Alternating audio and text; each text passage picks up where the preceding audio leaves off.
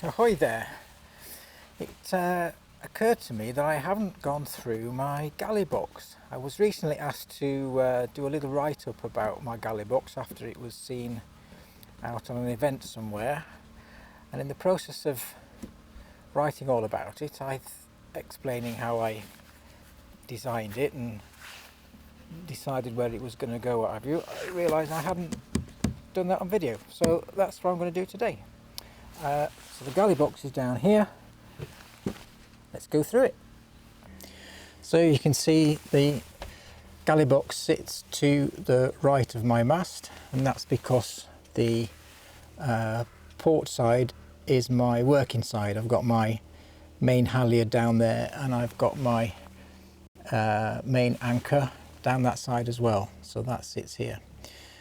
You can see it's held quite snug here. The floor is on a slope, so I built this little frame which is fastened to the floor here to hold the box level.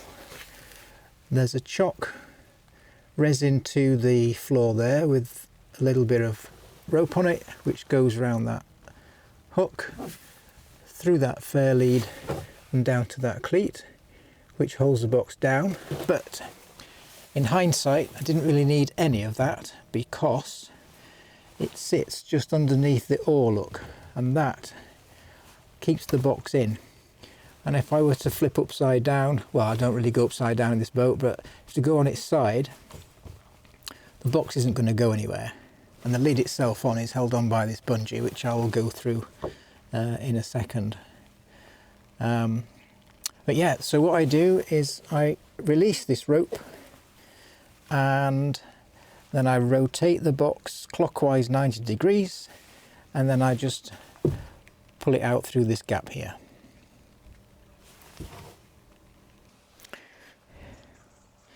Okay, so when I want to release the galley box, just pull the rope out of the way.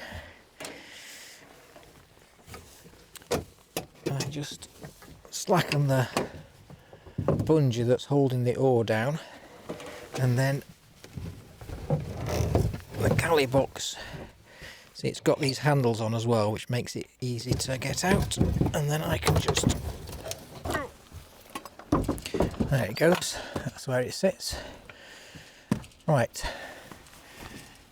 the weather's not too good here, so now it's out. You've seen how it goes in the boat.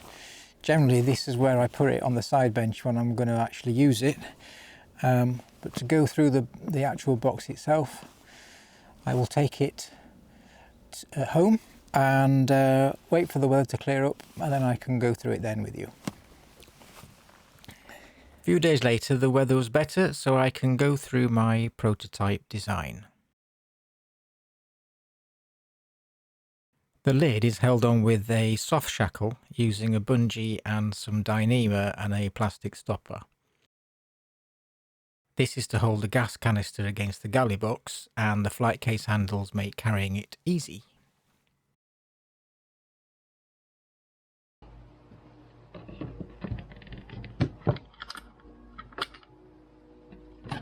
The lid becomes a tray with sides, and it's got this fire retardant material glued to the underside, so you can put hot things on it, and that's what I used to eat off when I've made my meal. This is the front access panel.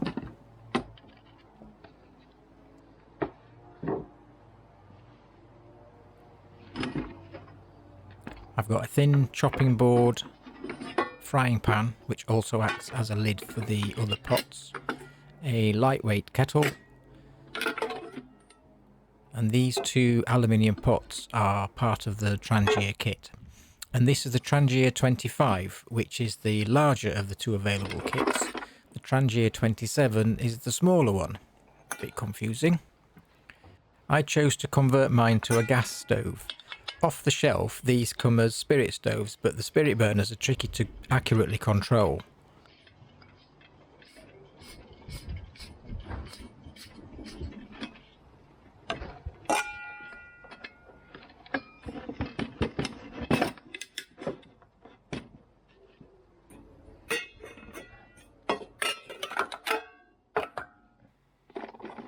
This is a handy space underneath the burner.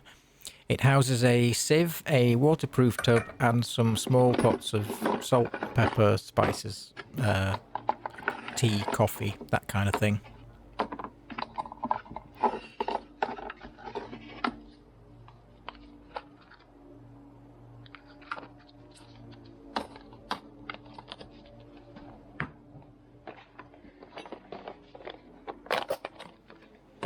So in this tub I have got a couple of teaspoons, because they're small, they're easy to find, a box of matches, a hob lighter, gas powered, a couple of food bag clips, a pair of scissors and a flint.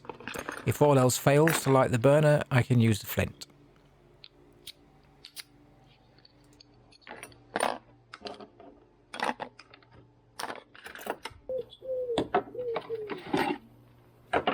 In the side compartments I have tall items like a can opener, wooden spoon, spatula, washing up brush, and also things like cooking oil and washing up liquid.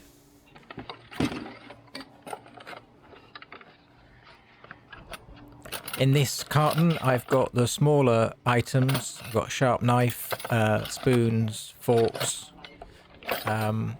for normal eating, and then a pair of tongs. And this is the Trangia handle.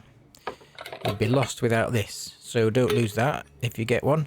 And that fits on any of the Trangia items except the kettle. This rear compartment was originally designed to house the spirit bottle for the spirit burner, and this being the tallest item determined the height of the box.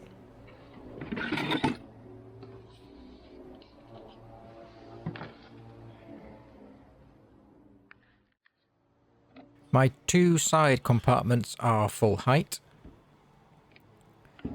and the idea behind this bit of rope was to hold cutlery, but it was a bad idea because it didn't really work.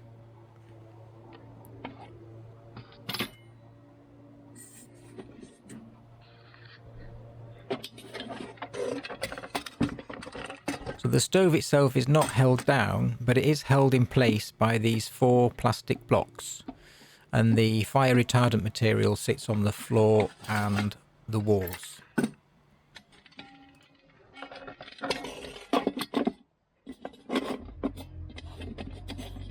This is the gas conversion kit, which just spring clips into place, and that hole there is where the original spirit burner went.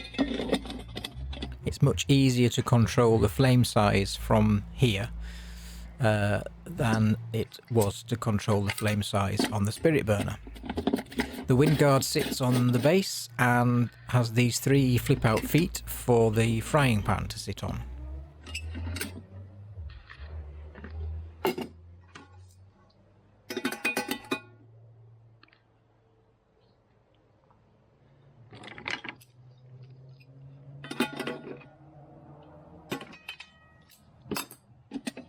When you're not using the frying pan, these can fold back in, and then you can use the pots or the kettle.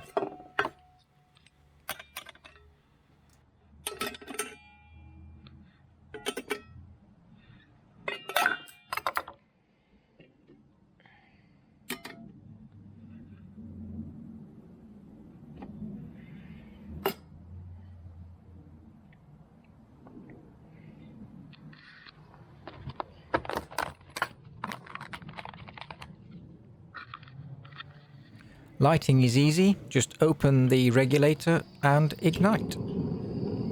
I do like the idea of the gas container being outside of the box, so you can alter the flame size without having to remove the pots, which is what you would have to do if you were using the spirit burner.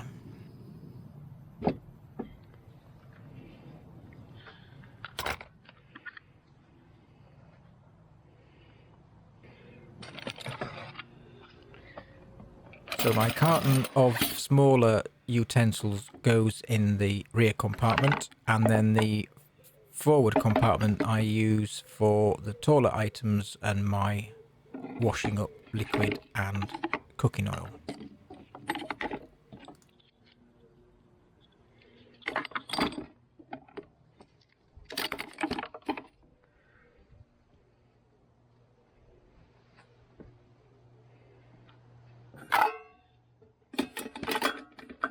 The contents of the Trangia kit all pack away neatly inside itself.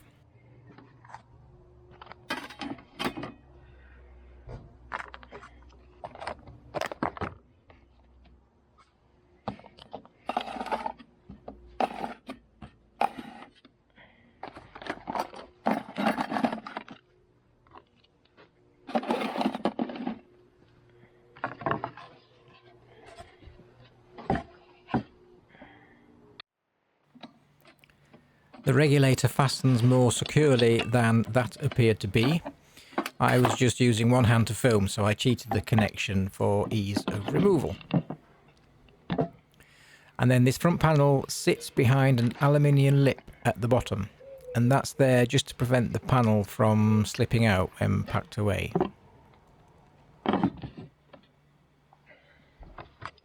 Don't forget the handle. And the tray now becomes the lid and holds it all together. So I'll flip the bungee up there, grab the toggle, and voila, it's all held in place. And the flight case handles makes it easy to carry. There you go, my Mk1 galley box. Hope that was useful if you're thinking of making your own. Thanks for watching. See you next time.